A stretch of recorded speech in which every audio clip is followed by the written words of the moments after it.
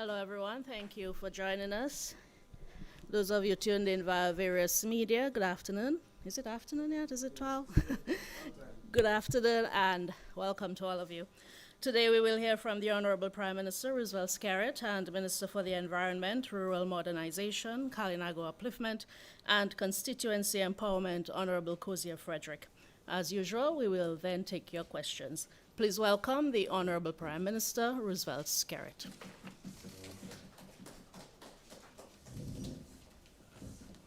Morning, everybody. Morning to the press, and good afternoon to those following the press conference.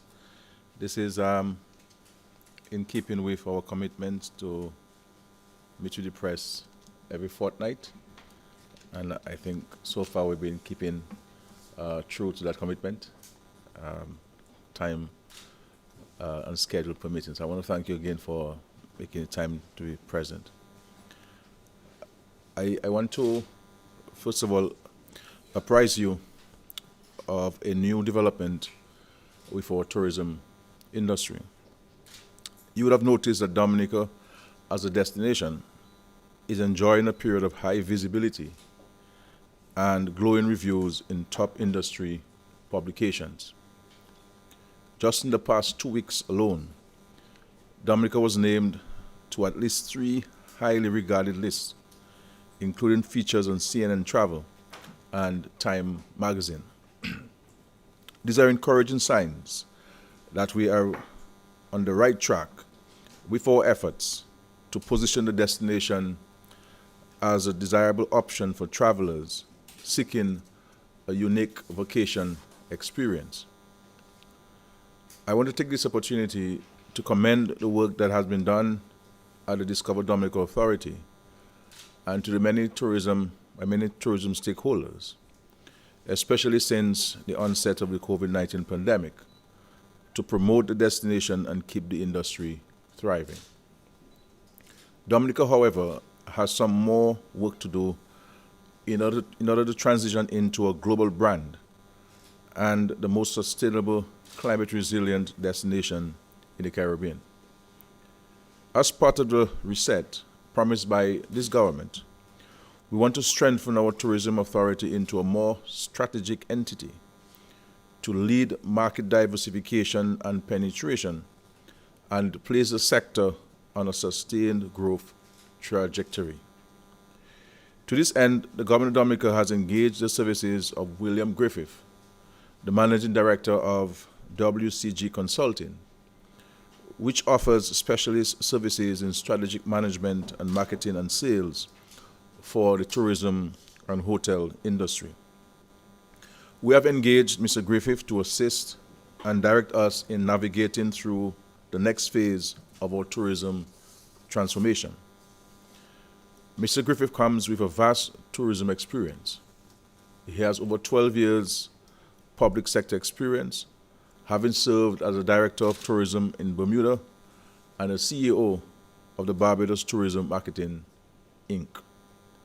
Among his many accolades, he was voted Bermuda's Hotelier of the Year, was awarded Lifetime Achievement Award there as well, and was named the Caribbean Tourism Director of the Year in 2018.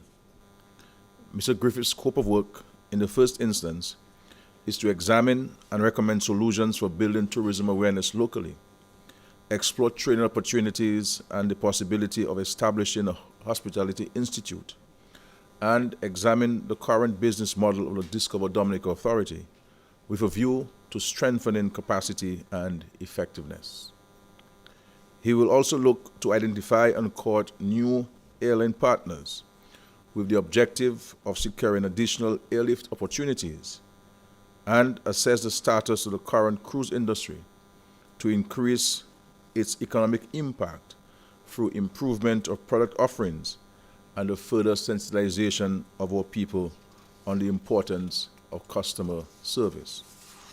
In short, he will assist us in several areas to accelerate meaningful change and achieve success within the tourism industry.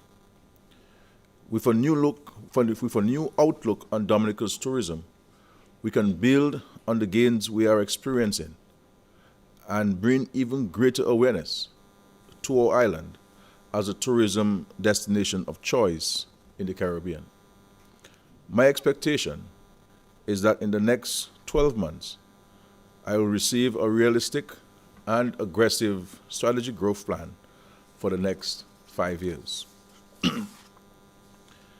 In respect to the international airport, this week I intend on leading a media tour of the airport site at Wesley.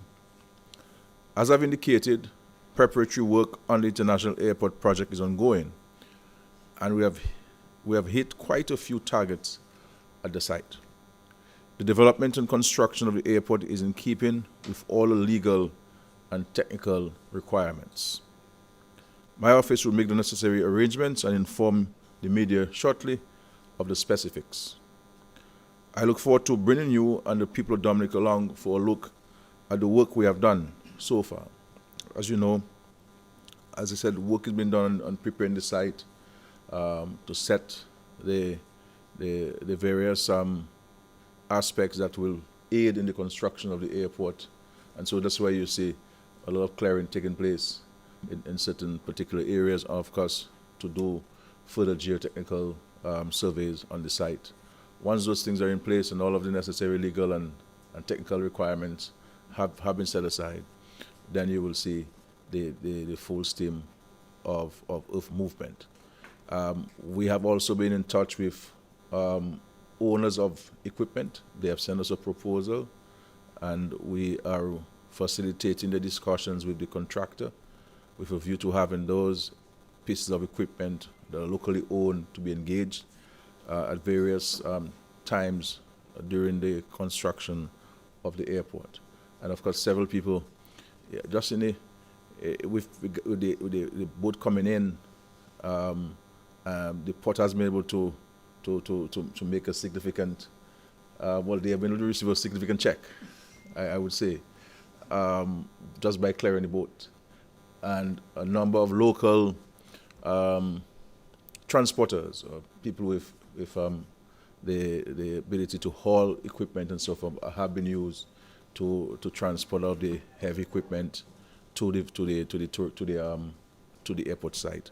So things are shaping up. And so, because we understand that the International Airport Project is for the people of Dominica and for the future of our children, at every stage you must be kept fully informed and become invested in the successful completion of this important project. So we look forward to the site visit, where you will see, you will smell, you will hear as the media, and you'll be free to ask questions to the technical people on various components of the airport, taking you from acquisition to construction of the homes, construction of the lab, the equipment that's in the lab, to the construction of the office spaces, to the geotechnical surveys that have been done and how many boreholes have been dug so far, and even making arrangements for the respectful transfer of some remains of some deceased people to new locations, working with the families to facilitate this, the government covering the cost of the burial, and the families have given us the dates, and so we're now waiting for them to arrive so that we can have the bodies relocated to a place where family and friends can continue to pay their respects to the fallen family members. So we're very careful with how we approach this, and I think the visit from the media would be very helpful. At this time, as you know, I normally bring one minister with me. I have with us the Minister for the Environment and Kalnago Upliftment and many other things in between that. So I will invite him to share with us some words.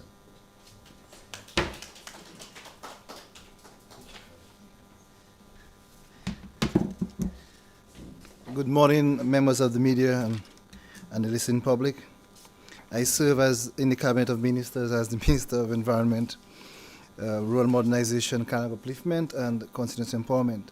And in so doing, I do lead the charge with a number of departments, but also we are also tasked with overseeing some projects. So we do have the Forestry, Wildlife and Parks Division, the NEP, the Carnago Affairs Division, Solid Waste, the Dominica Solid Waste Management Corporation, and we do have the assistance of a parliamentary secretary who is primarily in charge of the Constituency Empowerment Department. And we do have a number of projects that liaise with departments of government and also international institutions. So I'll start off with a brief overview of the happenings at the Forestry and Wildlife and Parks Division. We have ongoing works with our nurseries and also the national trails. In regard to the nurseries, we do have 6 nurseries across the country, and they are namely in Melville Hall, 1 Mile, Portsmouth, Soufriere, Granby, Dalis, and Bells. And these 6 nurseries are all staffed by interns from the NEP, with guidance from the good folks at the Forestry Department. As it regards to the trails, we are spending a significant amount of monies to rehabilitate the Middleham Falls trails, Shimelita, Syndicate Nature Trail, the Cabbage National Park, the Berry Lake, and also the Freshwater Lake. So we are continuing this work, and we are now in the process of completing the audits of the National Trail with its 14 segments across the country in collaboration with the Ministry of Agriculture and also with support from the World Bank. An important part of the ministry, though, is really the National Employment Program. And I would like to spend a little time on this. It's such an important intervention that I think for the most part is clearly misunderstood. And so we have various components in the NEP. We have people engaged in the public sector across departments of government. There are folks engaged at the Dominica China Friendship Hospital. There are folks who are full-time interns in private institutions across the country. There are also some institutions who are assisting, and so we have a 50-50% partnership, where we pay half of the salaries, and the institution pays the other half. We do have a number of folks at schools across the Dominican space. We have folks within the constituency offices, and we also have the most famous one that normally we ascribe to NEP, which is the cleanup and beautification aspect of it. So in total, we have a little above the public service numbers. We have 4,352 people engaged in the NEP system across the board. And so just this year, we have spent over $29 million in the NEP, so which is a significant amount of money. And I'll tell you, folks, this is all indigenous funds, local monies that we're able to raise to do that. And an important part I would like to highlight here is the significant amount of money we spend within the private sector. Yes, so the small shop owners, the barber shops, we do have people engaged at the guest houses. And in that sector, we spend on average monthly over $600,000. That means the government is investing that amount of money in the private sector. And so one of the things I want to leave with the listening public is the fact that we do, as a government, support wholesomely small enterprises. And I also want to encourage and highlight the fact that the small business agencies must also continue to work with us to engage that they could rope in and bring in on a permanent basis the folks who are engaged within the NEP. And so we have a significant amount of workers, and on a monthly basis we do spend about $5.8 million on a monthly basis to ensure that the smooth running of the NEP occurs. And to remind the listening public that the NEP is not just the beautification part of the project, but it goes across the board into government services and also private sector. I also do have the opportunity to oversee the workings of the Carnago Affairs. It's something I'm very passionate about. I will not spend so much time, but to say that we do have 2 significant projects. One, we are collaborating with the CDB to ensure we build resiliency within the Carnago space. The end product is a multi-purpose emergency shelter, but in the interim we are training people at the hamlet level, the community level, to be able to manage and maintain that facility once it's built. And so we're building capacity at the Carnival Council, empowering local governance and encouraging local development. And so we have a commitment for the CDB through the Canadian government over $2.1 million in that project. But also to note that government is also making a significant contribution. It appears to me that every other day it increases. So we are moving from over $600,000 from the government's end to almost maybe $1 million in coming weeks. And so we will have this project, which is a wonderful collaboration with an indigenous Caribbean agency, the CDB, but also with the government, and working to empower the local government and the local government system at the community level. But to say that one of the biggest interventions in the history of the Carnago space is really what we call the KDF.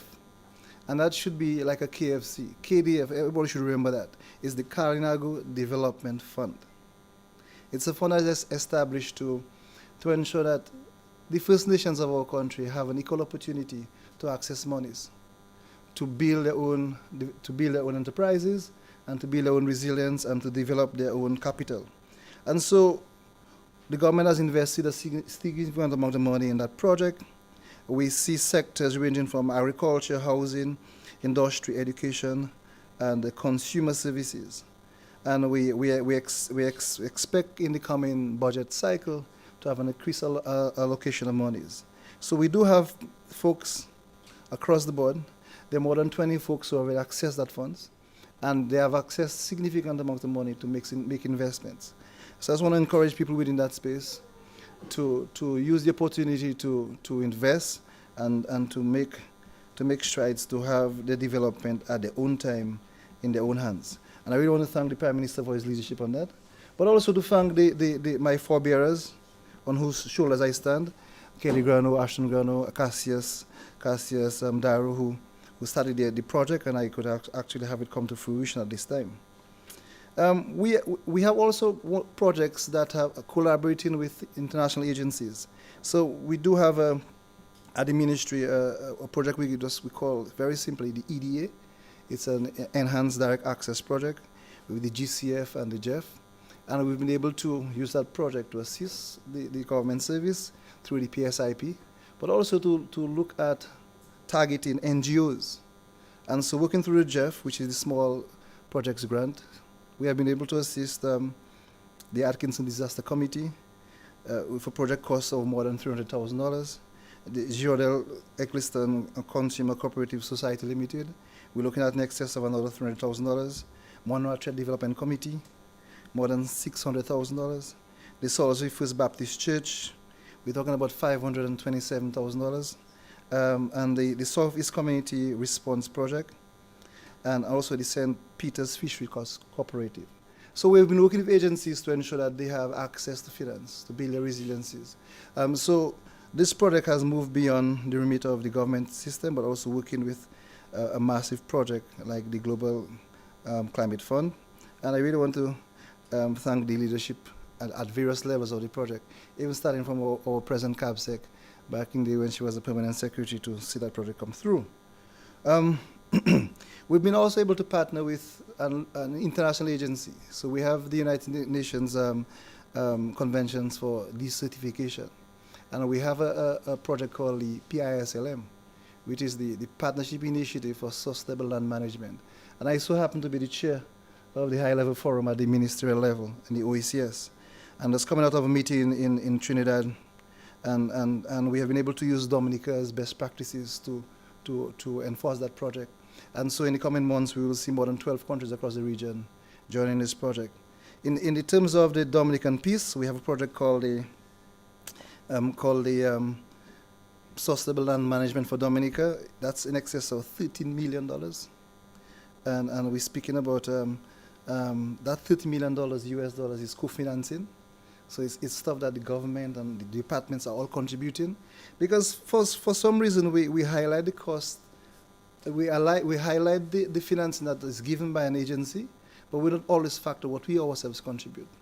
So within the JEF project for that intervention, US $1.7 million is the financing from the JEF. but locally we are contributing over $13 million. And so we've been able to look at developing more than 200 hectares of lands across the country, and to use proper what we call SLM approaches, sustainable land management practices, to restore free watershed areas across the region. We have developed more than 5 plans for 5 different parishes across the country, so we can better manage our resources. There are a number of things. We have created manuals for the extension officers. We have trained extension officers. We have plots where farmers can demonstrate what they have learned and pass on the knowledge to others. We have looked at managing the watershed areas in Batali, in Kulibistri, and La Plaine. And also we have been able to work with the NYC, National Youth Council, to train, as we speak, more than 500 youth in sustainable land management practices. So it is all working in the progress, and we're proposing to do more as we continue. I happen to still chair the high level forum, so I'm hoping to use my influence here to do a lot more in the region, and especially in Dominica. We do have a post-Mario project, which is directly related to the Forestry and Wildlife and Parks Division, and we have been able to finance and assist in the industry and to provide more than 10,000 seedlings. And with the work that's done and the resources we have, we should be able to do 10,000 seedlings per year. And we have assisted the division in procuring necessary equipment in excess of $600,000. And we have also engaged more than 20 youth in the importance of the forestry sector. And so we have been doing this across the board. So we have had a number of collaborations at the international level and also at the local level. I come from the Salabia constituency. It's a place I love. We've been able, for the most part, to do a lot of housing interventions. And the HRP appears to reside in the Kainago space. And I will not say the numbers, but it's a significant number of people who have benefited from the HRP, which is the Dominica government's housing recovery project. And we also have collaborations with the EU. I want to thank the leadership of the Prime Minister here, Dr. Roosevelt Skerrit, for allocating all of the 50 homes within that space. To date, we have delivered more than 18 homes, and we have 32 more prepping to be delivered. For the Atkinson part of the constituency, which involves Atkinson and Trizzle area, we are doing the Pont-au-Py Link Road, which is a BNTF project. It is very significant because it will link the Kainago space with the Trizzle community. It will use an old traditional road, and it will open new lands for housing development and also for easy access in terms of emergencies on the East Coast. And we have the general new East Coast Road, a bit dusty now, a bit rugged now, but you can well imagine when it's done, it will be a wonderful drive through this space, and to get easy access to the international airport once it is done. And of course, that space also benefit from all of the social safety nets. So NEP, 65 years and over, public allowance, all of it. So all of the programs that the rest of the island benefits from, the Kainago spaces also benefit from that, and also the Salabia constituency by extension. We've been able to collaborate within that space with the Ministerial Agriculture to develop the agro-processing sector, more specifically the cassava production. And we have worked in collaboration with UNDP to procure more than $10,000 US dollars worth of equipment to develop the sector in the Trizzle area and also in Sensi and Salabia. We've worked also in collaboration with the Welfare Division to look at child abuse prevention and also basic parenting. And so this ties in nicely with the Constituency Empowerment Unit that we have in the ministry, which is led now by Parliamentary Secretary Darren Lloyd. And we will have access to more than $100,000 in the coming months, weeks to do projects and programs. And we have a good model in the East. We do have a backyard. We took on the call by the Prime Minister to do backyard gardening in the East Coast to ensure we have a good supply of food. And also we have also tasked with setting up and assisting all of the project offices and the constituency offices across the island. So in a nutshell, this is the work we've been doing at the Ministry of the Environment, with the assistance of all of the heads of department and the wonderful staff who continue to assist this new ministry grow and evolve. Thank you very much.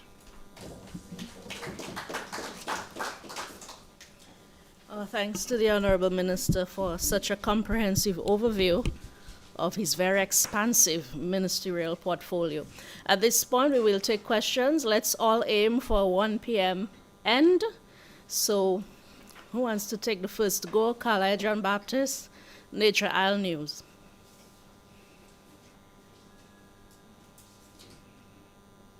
Okay, the first question is, PM, the U.S. Security and Exchange Commission, SEC, has charged its founder, Justin Sun, and I know recently government got involved with entered into an agreement with that company. Can you tell us how concerned government is, because you hear a lot is being spoken about that company, and what, if any at all, actions you intend to take as it relates to that? Also, we've been hearing a lot of talk about a recent order by by the High Court in Dominica, where two containers belonging to Justice of Appeal, retired Baptiste, continues to be at the port, and seems clearly in contravention of the Section 15 of the Supreme Court Order Act and Section 10(6) of the Salaries, Allowances, Conditions for Judges. And that continues to be at the port. The court has made a ruling on that. What is the next position for government?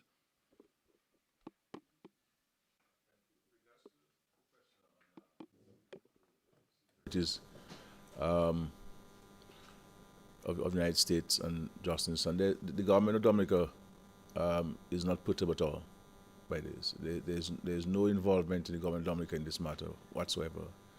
There's no naming of Dominica or the government of Dominica in this matter whatsoever. Nothing at all. But on the broader question, the broader perspective of this question, we in Dominica, we have to move away from this. I mean, I met the Prince of Wales when he was the prince. Now he's the king. Is that my responsibility for him being the king? I mean, I met Sarkozy. President Sarkozy. Both when he was a minister and when he was president, he fell into problems with the law. I mean, you see, I have a photography of him. What does that have to do with me or the country? I have no problem when people ask legitimate questions as you're doing. But in Dominica, we have to move away from this attitude that anything that we believe could bring Dominica down, that some of us are celebrating it. We need to get the facts of these matters, and then inform of the facts, and not innuendos and aspersions and improper motives and seeking to bring the country down. So we're not at all put by this. There's absolutely no involvement in the government of Dominica in this whatsoever. I mean, the issue of Bitcoin and cryptocurrency is a global phenomenon now. Even in the United States, the Fidelity Bank offered people to participate in cryptocurrency. In many parts of the developed world, this is being done. Obviously, the issue of cryptocurrency and so on, because it's not regulated by central banks yet, there's an issue of proper regulation. But it's a global phenomenon. It's a global phenomenon, and I think that it's important that countries like ours, we need to look at the opportunities that these things may provide for our young, trained, excited young people who are looking for opportunities, for higher pay, to create a better standard of living for themselves. We must not appear to let the entire world run with it, and then we're trying to, 20 years later, try to do that which many countries have done. And so, in our view, I believe that it's a matter I've been raising within the Caribbean community for a couple of years now, that we need to explore this thing. I'm not saying that let us join it. I'm not saying let us participate in it. I'm not saying that. But should we not exploit so that when it comes to a point where central banks in various parts of the world have decided to provide oversight and regulation for this, then we're fully knowledgeable about it, and we're fully informed about it, and this is what it is, and so this is some of the things I believe that we have to do. I've met many young people in this country, Dominican citizens who are resident here in Dominica and overseas, who are involved. There are many Dominicans who are involved in cryptocurrency arrangements. Many Caribbean people are involved in it in various levels and various forms. And I'm not saying that tomorrow morning let us sign an agreement and let us start as a country involved in it. No, I'm not saying that. I'm saying that we need to inform ourselves about these things, educate ourselves about these things. What are the opportunities? What are the downsides of these things? What are the upsides of those things? So that we have education. We have information about these things, and this is what we're saying. There's nothing at all. I mean, there's no regret or disappointment or anything like this. We signed an MOU. That was it. What somebody is involved in, whether in their past years or future years, has no bearing on us. The Dominicans who go to the United States having received green cards and they get deported back to Dominica because they found themselves in difficulties with the law. I mean, do you blame the green card system of America or the citizenship process in America, or do you blame us? No. I mean, everybody must stand on his own 2 feet in respect to whatever questions whoever has to answer from any entity anywhere in the world, Dominica included, and so forth. But that's what it is. We're not questioning what the SEC has done on the basis of that's matter for them and Mr. Ambassador Son to deal with. That's nothing to do with us and so on. So that's a matter for the SEC and for them to determine what the issues are. And so on. But all I know is that normally when the SEC put those charges before, it is not a criminal charge. It's not a criminal charge. It's an infraction of their standards and their regulations, and they may impose a financial charge on you. You don't have to plead guilty, or it doesn't determine your guilt or innocence, or whatever it is. There are many banks in America, Wells Fargo, and banks in America have been fined by the SEC. For regulations that they have violated or they're not adhered to. These things happen almost on a daily basis. So we're making a big hoopla about this thing in Dominica that doesn't determine the price of sugar on the shelf in Dominica. That really doesn't make sense to me. I've heard not the opposition, the United Workers' leader say that you should stop. Which one is that? Which leader is that? I'm talking about Thompson Fountain. Okay. Having a background in finance, saying that we should cut that tie. Well, I mean, I don't think anybody should rely on what Dr. Fountain says on anything as a basis of reference. So I will not react to that at all. I won't react to that at all. In respect to Justice Baptiste, it's unfortunate the matter had to go to court. I don't agree. You're saying that the government has violated the Supreme Court Act is not correct. It's not correct at all. But that's for a court of law to determine. For me personally, I believe that the Parliament may need to expressly pass legislation to deal with individuals like justices of the courts, head of a regional international organization, that if these people are Dominican, they were recruited from Dominica, and they return to Dominica, that all of those things that they're bringing in should be brought in with no hindrance by way of custom duties and taxes and so forth, because people have made contributions to the region. They left Dominica and worked overseas. But at the end of the day, we're a country of rules and laws. And if a law does not allow the customs to facilitate something, the custom cannot go and facilitate it. Because every one of us under this cover of the country, our actions are determined by the Constitution or laws passed by Parliament. In respect to a judge of the Supreme Court, it is the Supreme Court that is mandated to cover the custom duties and the charges on behalf of retiring judges. We've had retiring judges here who were subjected to the same process, Justice Allen and Justice Olome Edwards, all of whom paid the duties that they were supposed to pay to clear the motor vehicle into the country. Ambassador LaRock came into Dominica, and he had to pay some duties on his vehicle, which is unfortunate. For me personally, I don't agree. I don't agree with this, but me disagreeing with it is not law. So I have a personal view about these things. I've expressed a personal view about this thing. Even the way with regards to foreign missions resident in Dominica, there's certain encumbrances that the laws place on them, which I don't agree with, and I think we need to look at amending those laws and to bring greater clarification to this matter.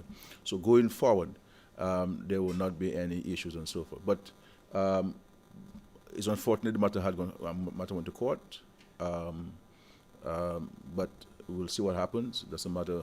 Once it goes to court, then it's out of my hands. It's a matter for the Attorney General to deal with.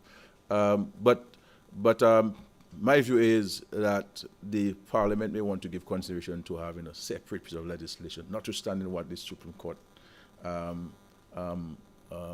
mandate is, or obligations are. I think if somebody serves as a head of CARICOM or head of PAHO and you're coming back, I think you should drive your vehicle off the port with no difficulty. That's my personal view.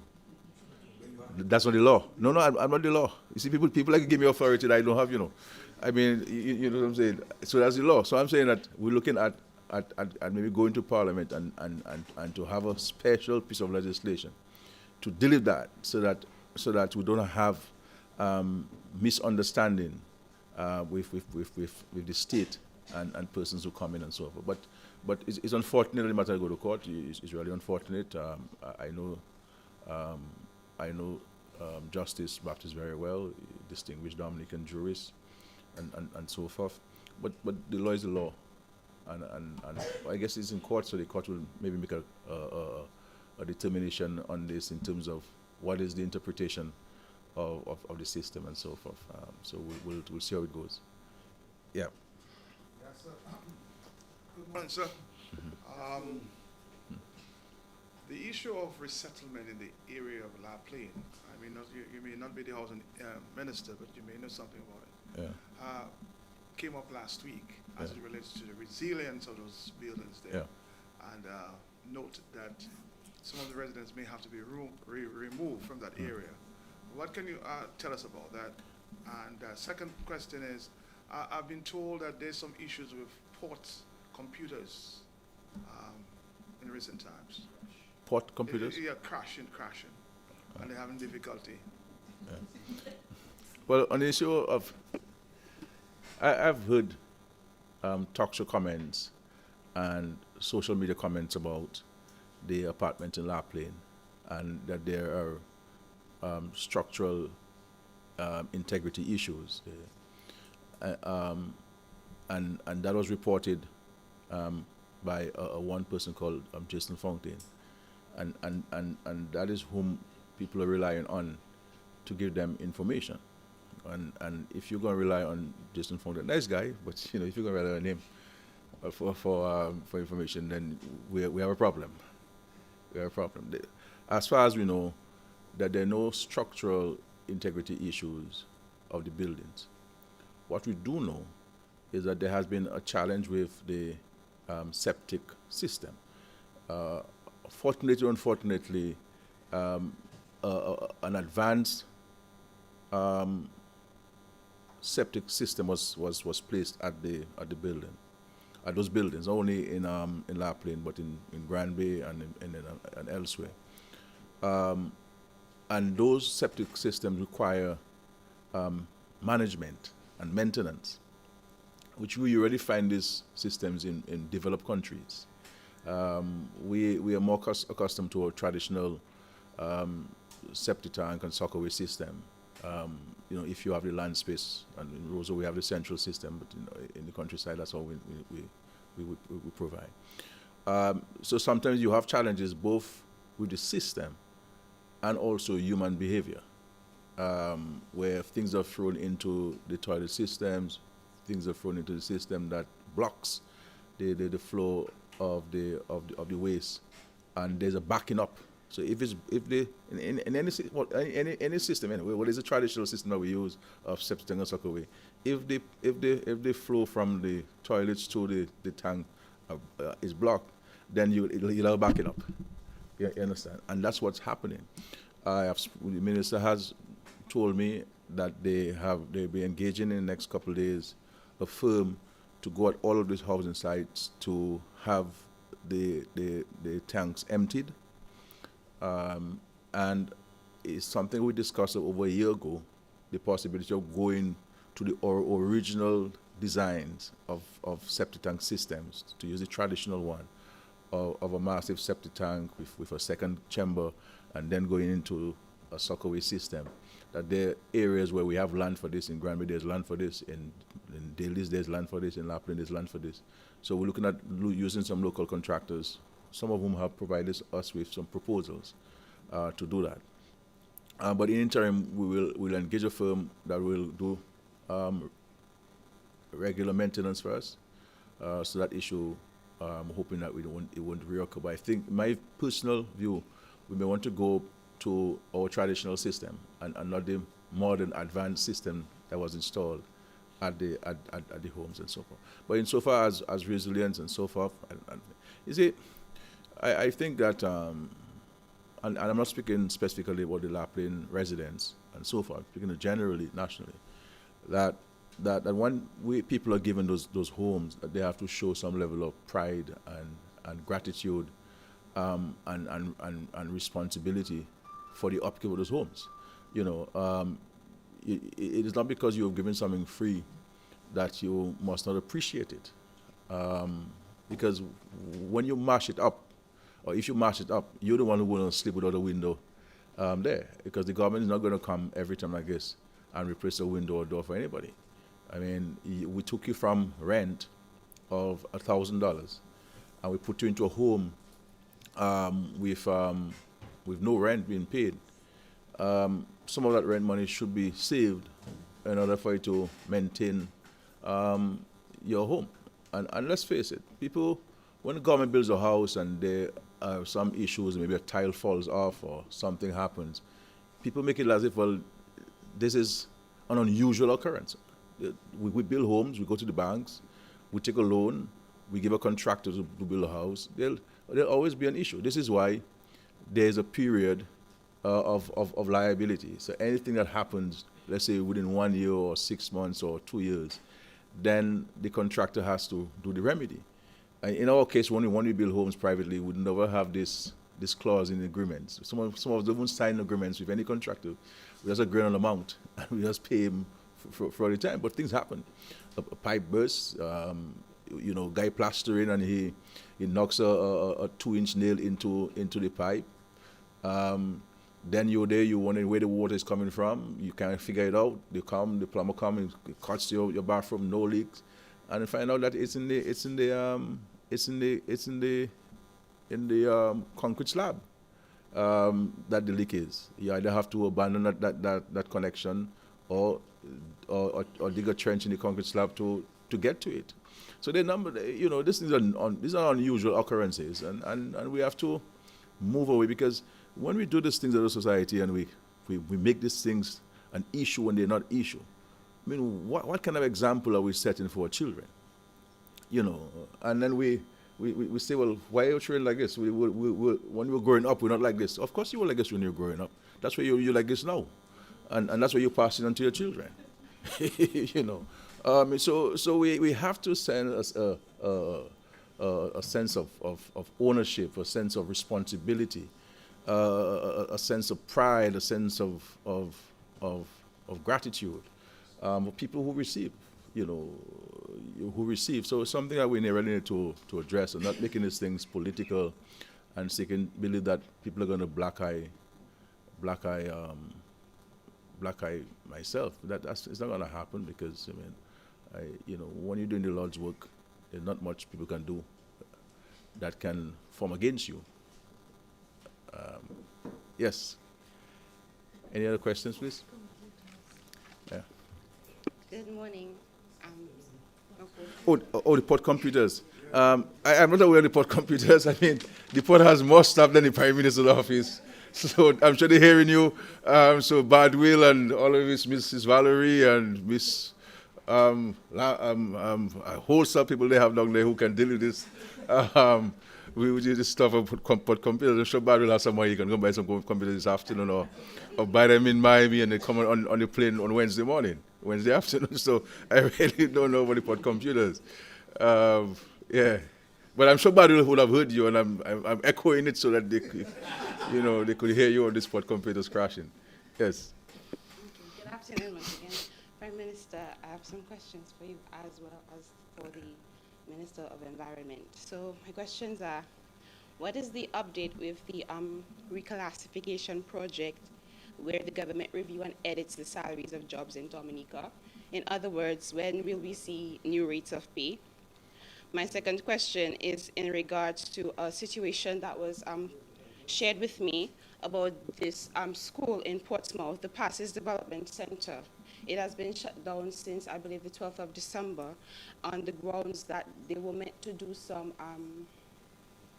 further developments, but someone told me that nothing was being done. So my question for you is, Prime Minister, in regards to inclusivity, what are some of the plans that you have for people, let's say, with autism or the differently abled? Because I have heard over the past few months a lot of complaints regarding that these set of people have no place to learn, and they are also supposed to be able. That's a right. Education is a right, and people are demanding something be done, especially in the regards of education.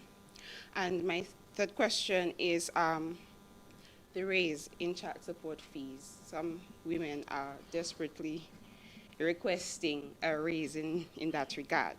For the Minister of Environment, sir, the blue structure in Pokasi, I am just querying, is it, some people say it's a fountain, but we haven't seen any construction in that regard. The blue structure in Pokasi, the roundabout. So we're asking, some people are asking, when are we going to see further developments? Is it a fountain, or is it just a structure, whatever it is right now? You spoke about, I heard that you touched on the Waitikubuli National Trail audit. I'm really happy that you did. I just wanted to know how many segments are covered so far. People will want to know because people are very interested in hiking the trails, and they want to know which one is done and which one they can have access to. My third question is, do you agree with the Dominica's Carnival Queen on indigenous reparations? And do you intend to assist her to achieve this goal? And what intentions you have to assist her within her reign, this 1 year period? Yeah. You come with some serious questions today. The issue of the reclassification exercise that was conducted, I think we have come to an end of the process in large measure, and is the intention of the government to include in the estimates in the budget coming up provisions for its implementation. And I'm hoping that maybe the next time we could have a proper briefing on it, so we can give the public a more comprehensive update on where we are, including new legislation and new regulations to deal with the more efficient management of the public service. So there are a number of exciting things happening. So maybe next briefing will provide an update on this, so that we can give you more information to your question than just saying to you that we're certainly making provisions in these estimates coming up to deal with the reclassification exercise for the public service. But the reclassification doesn't only involve the remuneration aspect of it. It also deals with terms of references and engagement, job descriptions, how to make the public service more efficient and more responsive to the public that it serves, etc., etc., and how to be more productive. And so there are a number of very important aspects to it, and it has gone through a very comprehensive stakeholder consultation, and this is one of the reasons why there's been a delay in its implementation because you have to consult, and when you consult now, then you come back to consult, then another issues come up, so, and you try to give people an opportunity to share their views in an exhaustive manner as possible. So this will be done. The Passes Center, I know they had issues after the hurricane, the challenges there. I know that there's some additional support that was provided to them. So I'm willing to follow up on this because it's an important facility in Portsmouth, and I really want to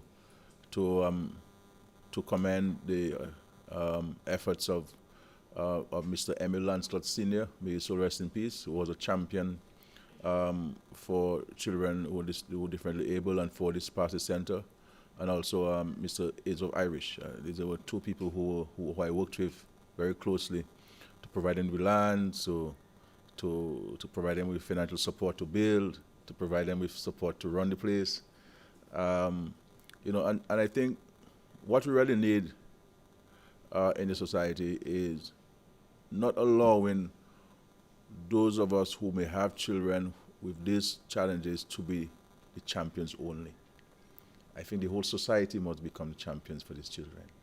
And I think we lack in that advocacy on the part of the wider population on ensuring that we carve out a special place and special consideration, not in terms of segregating them from society, but recognizing that they need particular help and particular interventions and particular support that those of us otherwise do not require. And this is one of the mandates to the new Minister for Social Services and People with Disability is for us to look at this group in the society and to examine what we're doing as a society and as a government for them, and where we're falling short if we are falling short, and what we need to do to provide for them. Because we're prepared to redirect resources to ensure that these children among us, these special children, are shown the love and the care and attention that they deserve and they need. And so it's something that we're looking at. But it's important for us to, as a whole society, to be advocates, for these people. Because for parents, it is a huge challenge. I know of parents who can't go to work because they have to be caring for the children. And some of the parents do not have the knowledge and the skill to deal with different temperaments and different behaviors and so forth. And so we really have to go through a whole process of not only educating and providing information to the parents, but all of us in society. So that when we interact with children with different abilities, we're able to interact with them in a manner in which we should interact with them. So some things have been done for them, but I think we need to have a special dispensation, as we've done for the elderly, for these children. We try to mainstream it because we don't want any one of them to feel, there's some segregation on something. So a lot of our programs are mainstream, but I still believe that we need to carve out a special dispensation for these children and ensuring that they have what they need to live comfortable, respectable lives, among us in society. So it's something we're looking at. The issue of the child support fees that women are asking for, also men too, because there's some single men. They're not really spoken of much. And you see, when you say that, people laughing. You see how prejudicial the society can be when you talk about single men. We always talk about single women because single women are in the majority. But we'd like to say single parents. So we use the word single parent. The new legislation is taking that into consideration. And I'm hoping that we're going to go, we keep saying that we need to go to Parliament and pass the laws. And if it's one that's ready, let's go with the one that's ready. I think the government's trying to work for what they call a whole suite. There's a whole suite of legislation. I keep saying, one is ready, two is ready, let's go let's go with it. Not wait for the whole 5 or 6 to be ready. So about 3 out of the 5 or 6 are ready. Then let's go to Parliament to the 3 or the 5 that are ready. And when the others are ready, finalize consultation, we can go. But the one regards to the maintenance bill, it's ready. It has gone through all the processes of consultation. It's a matter now for us to go to Parliament to have it passed and to put a better mechanism in place for the payment of those child support bills. Really and truly, society should not be legislating these things. I believe that in this instance, majority of men, we have to stand and take responsibility for our children.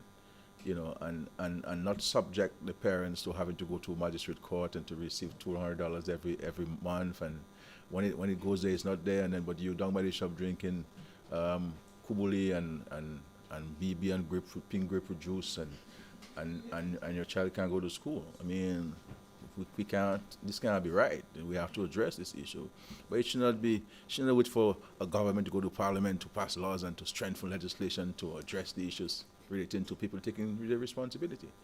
And it is, in large measure too, it is because in this society, we do not speak about individual responsibility. We do not speak about individual responsibility.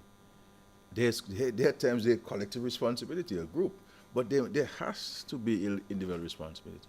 We can't keep blaming one person in the country for everything that goes wrong in the country. Somebody called a prime minister. So you go to government department to get a service, the attendant is rude to you, you blame me, rather than holding the attendant responsible. So we have to hold people responsible if we want things to get better.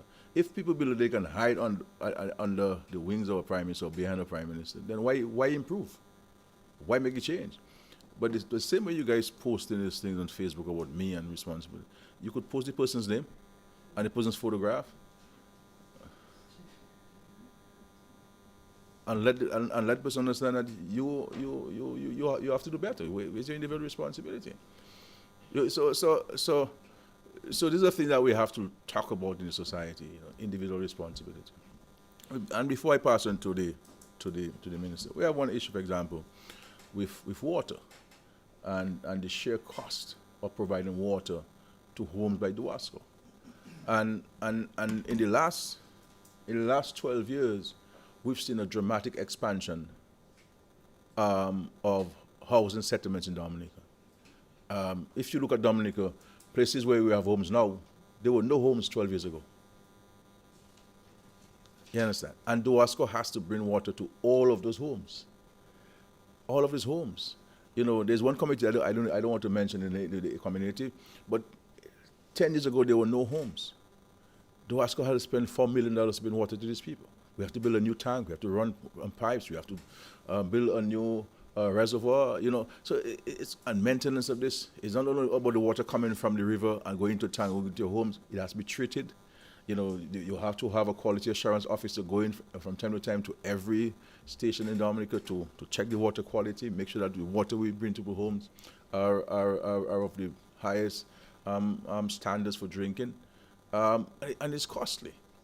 It is costly to Duasco. So, because of the expansion of housing settlements in Dominica, because of the cost of bringing infrastructure and all of the impacts of the natural disasters we've had, from Erica to Maria, the dramatic impact on the water system, we find ourselves in the government having to underwrite a significant portion of Duasco's operational costs.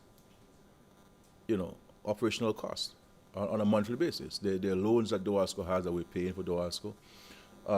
And sometimes we have to provide it with financial support for its recurrent expenditure. And should that be something that should continue to persist? What about those of us who consume the water, and our attitude to the water that we consume? Do we waste it? Do we conserve it? Do we preserve it? So it's a conversation that I would like to have with us at some point in the country.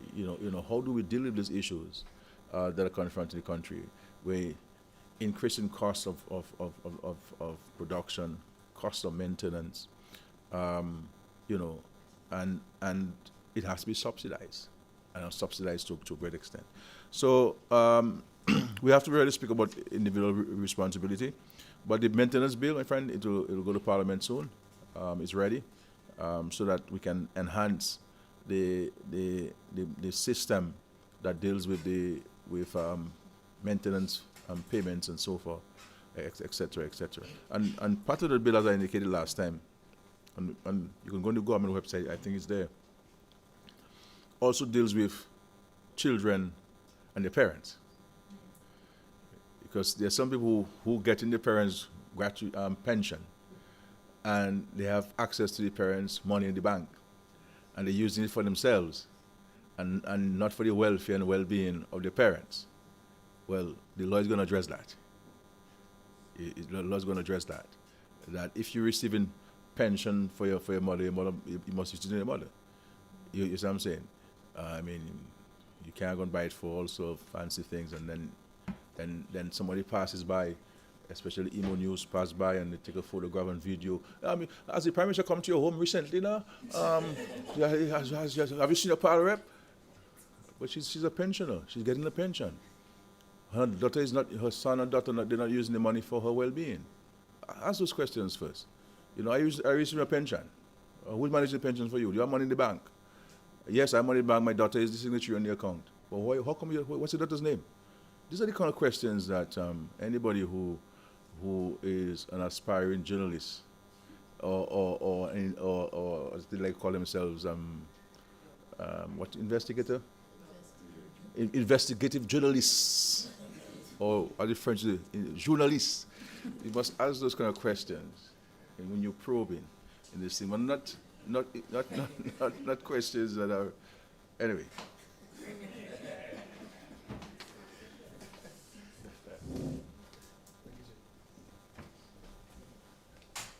Thank you, Miss, for the I think 3 questions. Regarding the blue structure in Pokase, we are aware that it is an NGO that started off the project, and we've been trying to partner with the NGO to move it forward. And we even got to the point where we had a Kalinago intervention, saying that this may be an ideal spot for Kalinago monument. So the conversation will continue, and in the coming weeks we'll clarify all of this moving forward. Regarding the National Trail, there are a few segments that are passable at various points. And that's why it's so important to do the audit, because it may be open today, and weather system could mess it up in the next week. So we do not want to encourage the use of the trail unless the audit is done properly. What the audit will do, it will assess the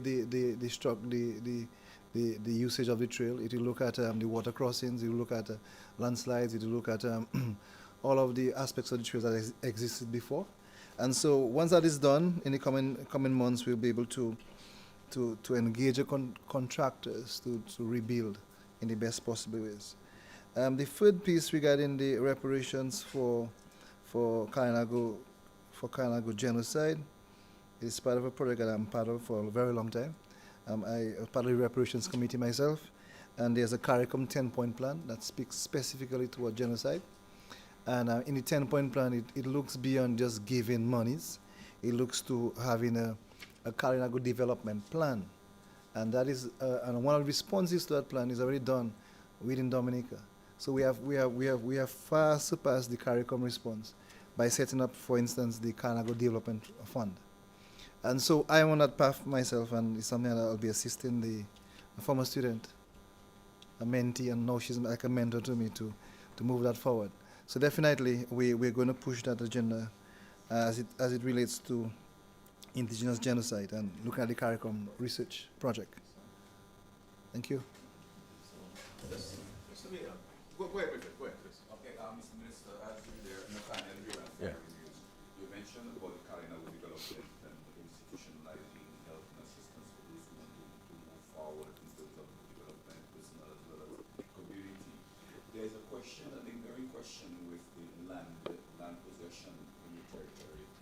Is that something that is being looked at? Because if you're looking about land sustainability and the ability to access, have access to the land, ownership, is there a move to ensure that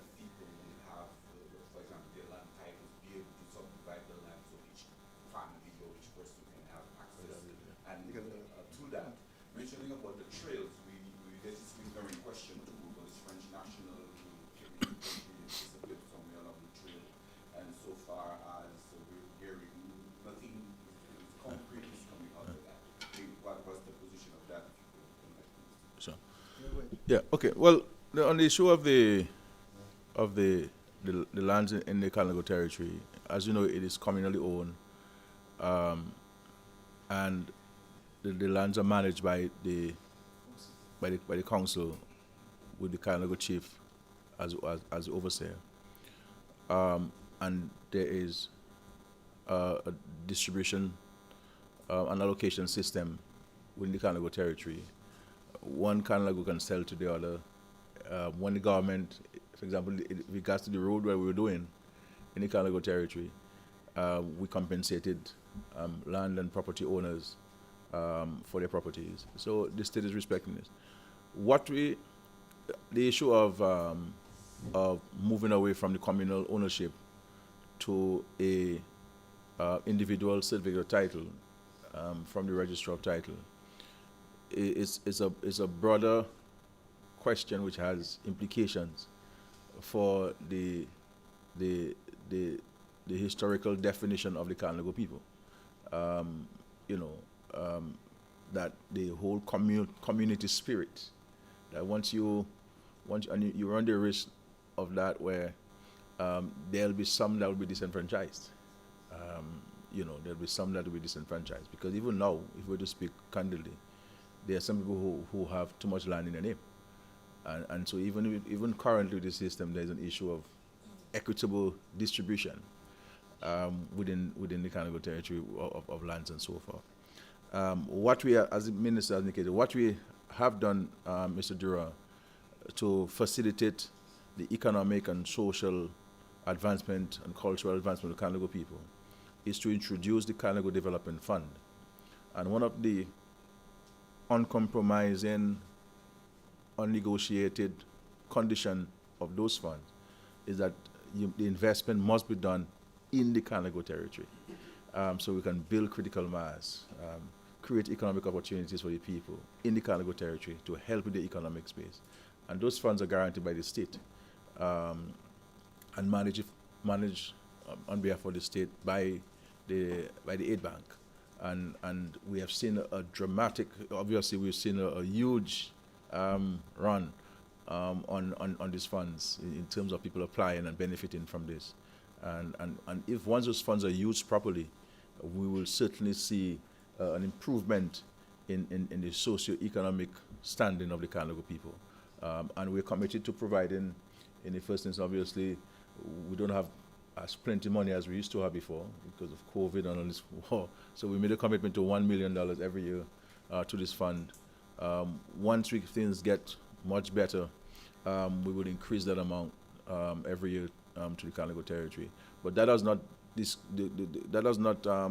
discount or disallow external agencies making contributions to those funds.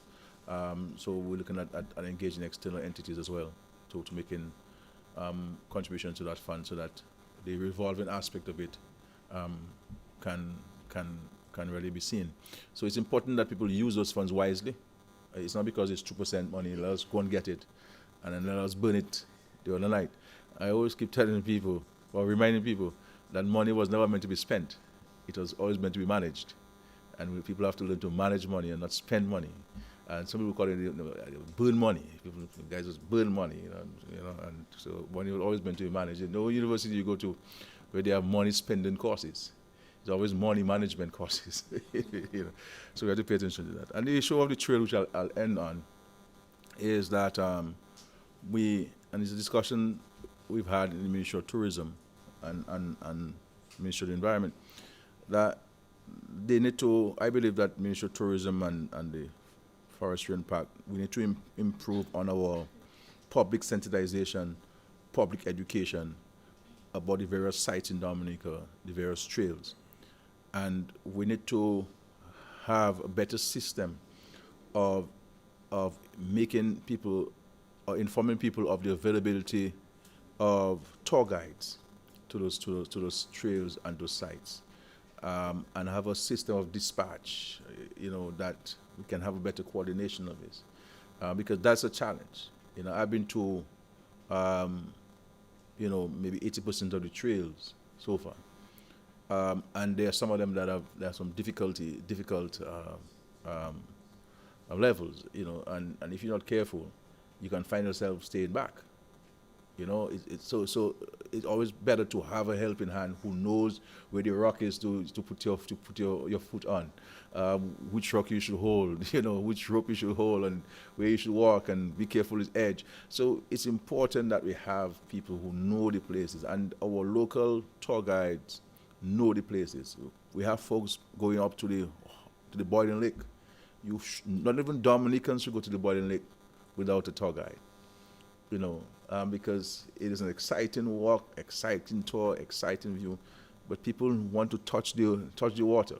They want to do this. They want to come close to it. They want to, people travel with eggs, and they want to put eggs and hold the egg and all of this thing. We have to be very careful with this thing. I know that people get excited with the nature and what Dominica has to offer and so forth, but we're gonna have to put a better system in place to inform people of these things, because you come into a 3-road, where do you turn? A bad turn can take you somewhere completely out of where you want to go or where you think you're going. And so it's important that we address this, Minister, not only Ministry of Tourism, that we have a better system in place. There's some systems in place, I'm not saying they're not, and there are people who decided they do not want a tour guide. And so we try to dissuade people from going on these tours without a tour guide, because you could get something like that. You get a cramp, when you get a cramp, you're there by yourself. What happens to you? Or just two of you who do not know the area. First time you go in the forest, and even people like myself who know about this place, I try to go there by myself. We need people who can, if something happens, that you can get help there. So, thank you very much, folks. Oh, sorry, my friend, please. Yeah. On March 15th, government officially approved the increase of bus fares. However, from that, the bus drivers have been putting up their fees by themselves or giving fees that were not what the government stipulated. What are your remarks on that? Yeah, we've heard about this. I know the Ministry of Public Transport and the Transportation Board have been looking at that. My understanding is that in some cases we may have to revisit the rates, as based on what the bus drivers are saying and also commuters are saying. So they're looking at this to see where the tweaking needs to be done, where the changes need to be done. And so that's been done. I'm hoping that there'll be a report soon on this so that those issues can be clarified. But my only advice on this would be to caution persons against going to what has been published in law. Let's not make it a confrontational issue. We tried, based on the request of the taxi and bus drivers, to take into consideration their plight, increasing cost of operation, but we also had to balance it against those of us who use the buses, go to work and to travel across the country. What kind of reasonable balance that we can bring so that it is not dramatic on either party, you understand? And so this is why it took us some time and in consultation to get those things going. And again, this is why it's so important for us to have more associations, more organized bus drivers, so that when we're consulting, we're not only consulting maybe half of the bus drivers in the country, but with a mechanism to consult all bus drivers through an organized structure. So we are aware of this, and I know the Ministry of Public Works is looking at this, and we had asked that they engage some bus drivers again to get a sense of their concern and to see what can be done to address their concern. Yeah, sure. One last question. What's the latest on the meeting about John Tyler? Yeah. Well, he's supposed to send us a report on the 25th. We have not seen it yet, so I'm hoping that this week we can get it. So that's what we're waiting on from Sir Dennis Byron, the report. But I believe that we need to, my view is that the report needs to be submitted in whatever stage it is. I believe that the Dominican people have waited too long for this. I want to get it over with in the quickest possible time and submit what you have and let us go to the public, let us get a consensus in the public and let us address the issue of reform and so on. Though I'm hearing that those who were making noise for it in the streets are now saying that this is not a national priority and there are other things that the government should focus on, and electoral reform is not one of them, and there are so many other issues in Dominica. So they moved it from the only priority to now saying that it is no priority at all. You see what I'm saying? But we believe in the government, the need for us to modernize the electoral processes in Dominica, and whether those who said they want it no longer want it, we will proceed with it because we believe that it is an important thing to do. Though we've had free, fair elections in Dominica prior to our independence and post our independence in Dominica. And so it's a matter of enhancing the processes. And so we look forward to the report of Sir Dennis Byron on this. That's a fair response to your question, Matt? Fair, Matt said a fair response to his question. Well, thank you, folks, again. I appreciate your comment. Again, you don't have to wait for the 2 weeks to reach out to us. If there are any burning matters you want to get a response from me to provide you the facts, you can check with the press secretary at any time. I'll be more than willing to give you a response to whatever concern or question that you may have on behalf of the public. So feel free, please. We want to be as transparent and as informative as we have always been, and even more so now. So please do not hesitate, the media, at any time to send us a WhatsApp and for the press secretary. Or if you see me walking the street and you stop and ask me a question, I mean, you can ask me a question. All right, take care. Have a wonderful day.